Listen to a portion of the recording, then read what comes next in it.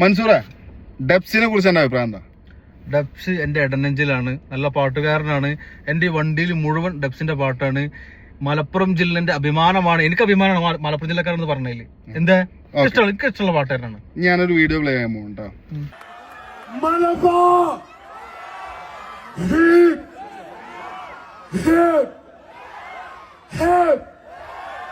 അത്താണ് മലബാർ എന്ന് പറഞ്ഞ ഞങ്ങൾക്ക് ആർക്കും തിരിയാത്ത സാധനമാണ്. ഒരു സൈഡിലും കെടുക്കാൻ കഴിയില്ല.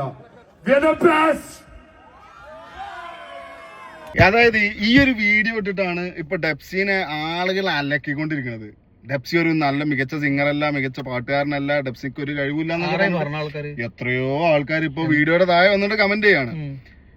എന്താ എന്റെ അഭിപ്രായത്തില് ഡെപ്സി ഒരു മികച്ച കലാകാരനാണോ, ഡെപ്സി ആളുകളെ കയ്യിലെടുക്കാൻ പറ്റുന്ന കലാകാരനാണെന്ന് തോന്നുന്നുണ്ടോ? ഇപ്പൊ ചില ഇന്റർവ്യൂസ് കാണലില്ലേ, നെഗറ്റീവ് മാത്രം ഹൈലൈറ്റ് ചെയ്തിട്ട് ആളുകളെ കൊണ്ട് കാണിപ്പിക്കുന്നത്, അത് ഓഡിയൻസിനെ ശ്രദ്ധ പിടിപ്പിക്കുക എന്നുള്ളതല്ലാതെ ഡെപ്സിനെ കുറ്റം പറയാൻ മാത്രം ഒന്നുമില്ല. ഡെപ്സി ഈ ചെറു പ്രായത്തില് ഡെപ്സി കിട്ടിയ അംഗീകാരം ഏത് പാട്ടിനും കിട്ടിയിട്ടുണ്ട്. അതെ, അതായത് ഡെപ്സി ചെയ്യാത്ത പണിയില്ല. അല്ല, ഡെപ്സി ചെയ്യാത്ത പണിയില്ല എന്ന് പറഞ്ഞില്ലേ.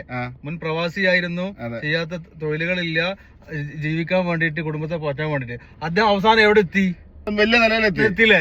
ഈ സംഗീതത്തിൽ എത്തിയില്ല അദ്ദേഹം. സിനിമയിൽ പാടില്ല അദ്ദേഹം. സിനിമയിൽ പാടി ഒരുപാട് റാപ്പ് സോങ്ങൾ. പറയാൻ ഇത്രേ ഉള്ളൂ, ഡെപ്സിനെ കുറ്റം പറയുന്ന ആളുകള് ഡെപ്സിന്റെ പരിപാടി കാണാന്ന് വെച്ചാൽ മതിയെന്ന്.